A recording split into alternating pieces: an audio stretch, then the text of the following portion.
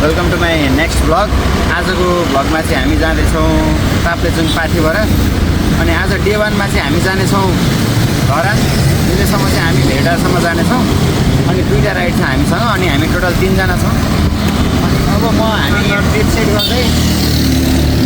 Set गरेर देखाउँछु कति किलोमिटर टोटल ट्राभल गरिन्छ हामीले ताप्लेजुङसम्म। सो यसलाई ल अब 0 भयो। यहाँबाट चाहिँ कति किलोमिटर लाग्छ, कति समय लाग्छ भन्ने कुरा चाहिँ म यो भ्लगमा कम्प्लिटली देखाउने छु। अहिले चाहिँ हामी बल्खुमा छौँ।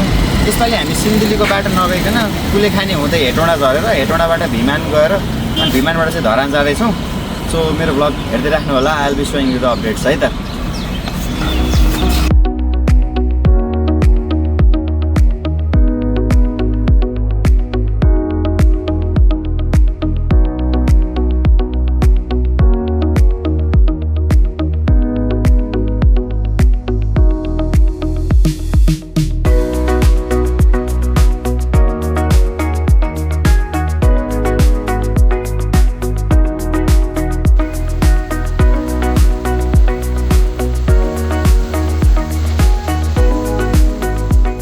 अहिले चाहिँ हामी हेभी भन्ने ठाउँमा आइपुगेका छौँ।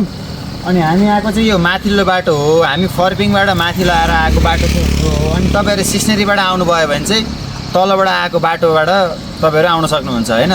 दक्षिणकाली हुँदै सिस्नेरी हुँदै आउनुभयो भने यो तलको बाटोबाट आइन्छ।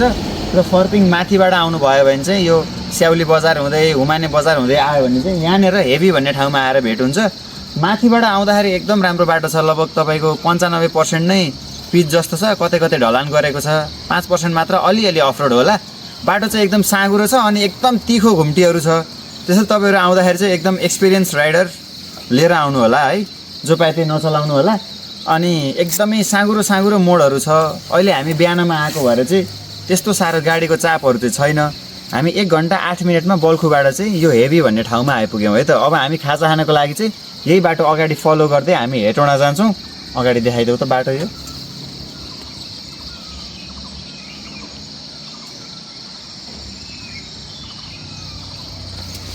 सो हेरौँ है त बाटोमा अब के आउँछ म तपाईँहरूलाई जानकारी दिँदै गर्नेछु।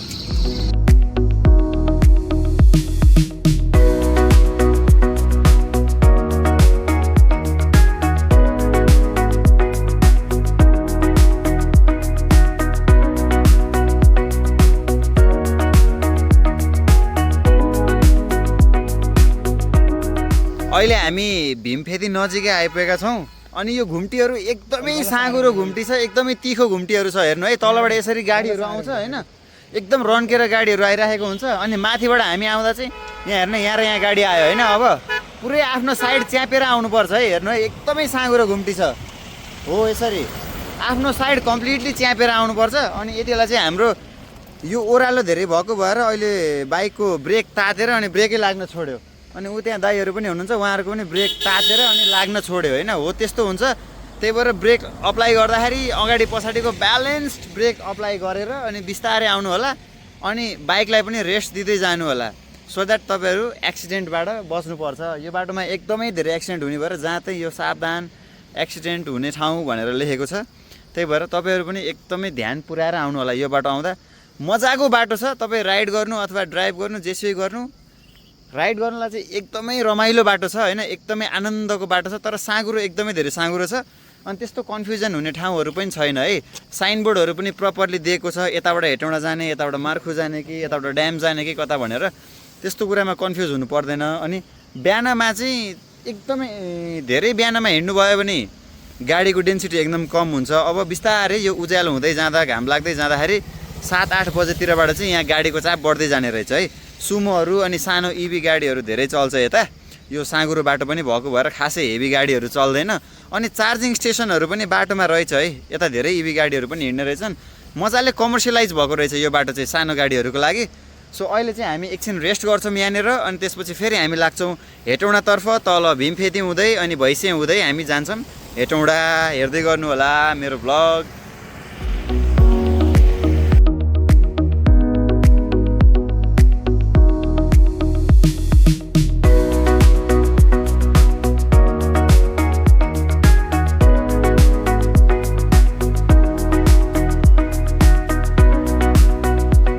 हामी चौघडा बजार आइपुग्यौँ। यो चाहिँ हेटौडामा पर्छ।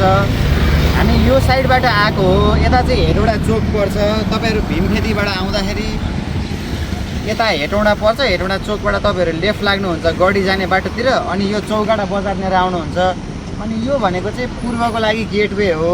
अगाडि गएर महेन्द्र राजमार्गमा मिसिन्छ, अनि त्यतैबाट हामी यसरी घुमेर काठमाडौँ पनि जान सक्छौँ। अनि धरान 311 किलोमिटर छ। हामी चाहिँ भिमानको लागि जान्छौँ, अनि भिमानबाट चाहिँ मदन भण्डारी हाइवे हुँदै धरान जाने हाम्रो टार्गेट हो। अनि यो राइट साइडमा चाहिँ तपाईँहरू टिका भैरवतिरबाट आउनुभयो भने चाहिँ कान्ति लोकपथ हुँदै आउनुभयो भने चाहिँ यताबाट आउनुहुन्छ। दुईवटा बाटोहरू ठ्याक्कै यहाँनिर आएर भेट हुन्छ। तपाईँहरू जुनसुकै बाटोबाट पनि आउन सक्नुहुन्छ। तर मेरो रेकमेन्डेसनमा म आज फर्स्ट टाइम राइड गरेको भए पनि मलाई यो भीमखेतीको बाटो एकदमै राम्रो लाग्यो। राइडको लागि पनि एकदमै एडभेन्चरस र राम्रो पनि लाग्यो होइन। अनि हामी चाहिँ अराउन्ड 80 किलोमिटर ट्राभल गरेर अहिले 2 घन्टा 15 मिनट जतिमा हामी यो चौघडा बजारमा आइपुग्यौँ। अब यहाँबाट चाहिँ हामीलाई पहिलो टार्गेट भनेको भीमखेती जानु छ, जुन 133 किलोमिटर छ। र यतापट्टि चाहिँ मैले भनेअनुसार चाहिँ टिका भैरवतिरबाट आएको बाटो छपेली हुँदै आउने बाटो मेरो राइट साइडमा पर्छ भने लेफ्ट साइडमा चाहिँ हेटौडा चोक पर्छ। तपाईँहरू त्यो अनुसार बुझेर आउनु होला। आफूलाई जुन सुलभ हुन्छ त्यही बाटो रोजेर आउनु होला। अब अनि हामी चिया खाजा खान्छौँ है त।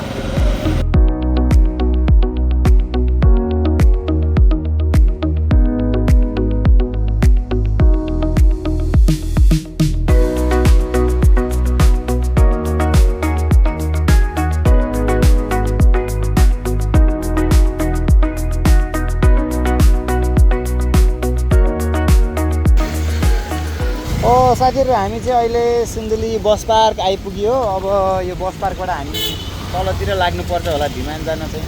भाइ भिमान जान कताबाट जाने हो? भिमान माथिबाट निस्किने हो? त्यही बाटो यताबाट घुमेर कहाँ गइन्छ?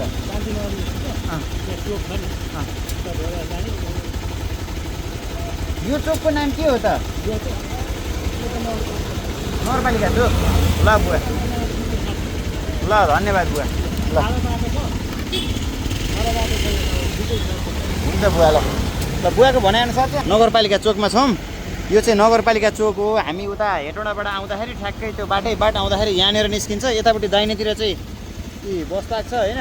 मदन भण्डारी लोकमार्ग भनेर उता हेटौडा 120 किलोमिटर भनेर लेखेको छ। हामी त्यही बाटो नै आएको हो होइन। अब चाहिँ हामी उल्टो चोकबाट चाहिँ राइट लिएर भिमानतर्फ जान्छौँ है त।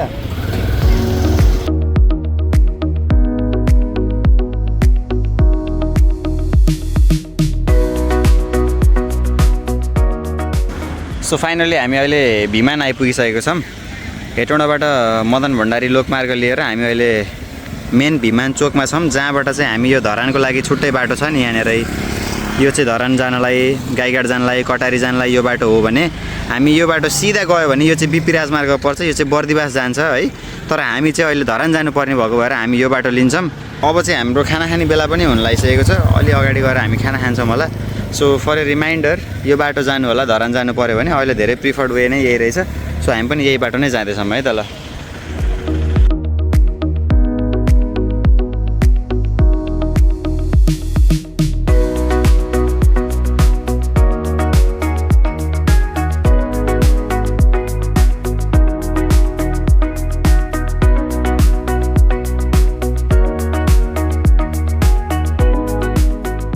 ल भिमान चोकमा 3 वर्षको भाले 7 चोटि सिटी लगाएको अरे। 2 चोटि भात थपेर खाइयो। र अब हामी लाग्दैछौँ यतापट्टि यो भिमान जहाँबाट हामी भित्र आएको थियौँ यो साइड हो।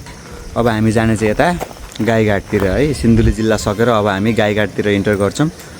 अनि हामी बिहान 6 बजीतिर हामी बल्खुबाट हिँडेको थियौँ। अनि कति बेर लागेको छ यहाँ हेटौडातिरबाट आउँदाखेरि 213 किलोमिटर हिँडिसकिएछ।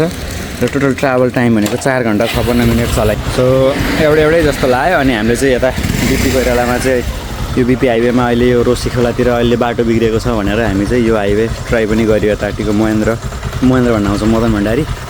र एकदम राम्रो पनि रहेछ। अलि अन्डर रेटेड जस्तो बाटो रहेछ। एकदमै मजा रहेछ ट्राभल गर्नलाई।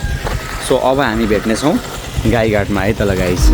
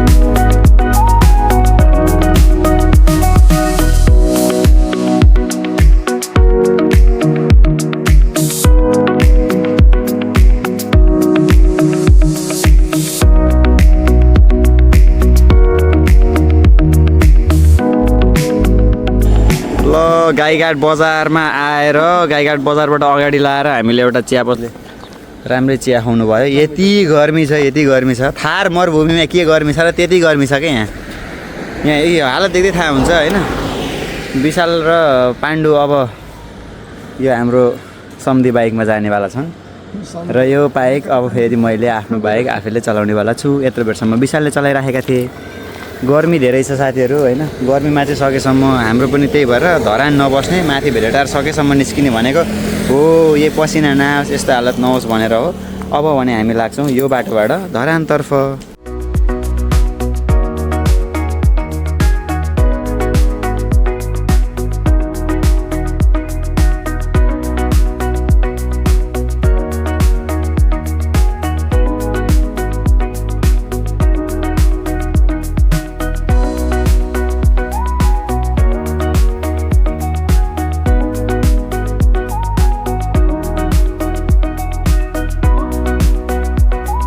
हामी चाहिँ अहिले चतराको यो कोसी पुलनेर छौँ।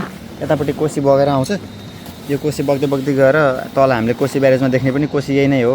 अब यो अगाडिको चोकबाट चाहिँ हामी राइटतिर जान्छौँ। बराक्षेत्र मन्दिर जानु पऱ्यो भने चाहिँ लेफ्टतिर जाने हो। तर हामी धरान जानुपर्ने अथवा इटारी जानुपर्ने दुइटै चाहिँ अगाडि जाने हो। अनि अगाडि गएर झन्डा चोकबाट माथि चाहिँ धरान जाने, तल इटारी जाने बाटो छुट्टिन्छ। त्यसैले हामी लाग्छौँ, यो गर्मी खाँदैनौँ है त।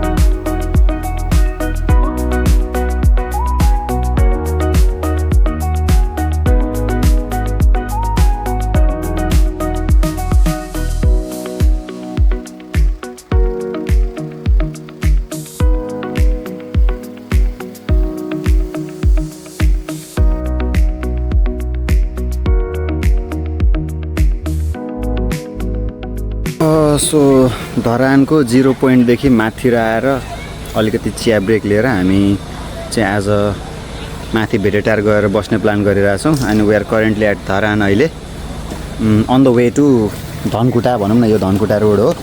सो अलिकति चिया विश्राम भयो अनि केटाहरू पनि रेडी भए। त्यसपछि now we are heading towards Bhedetar. एकदमै धेरै थके लागिरहेछ। अराउन्ड 400 किलोमिटर्स ट्राभल गरिएछ। So still more to go. Let's see कति बेला पुगिन्छ।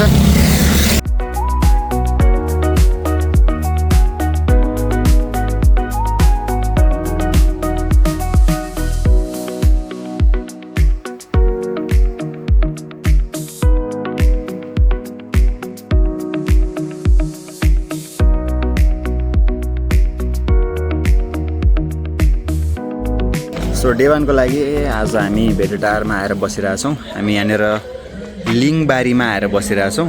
अनि अराउन्ड 9 आवर्स जति लाग्यो राइडमा चाहिँ।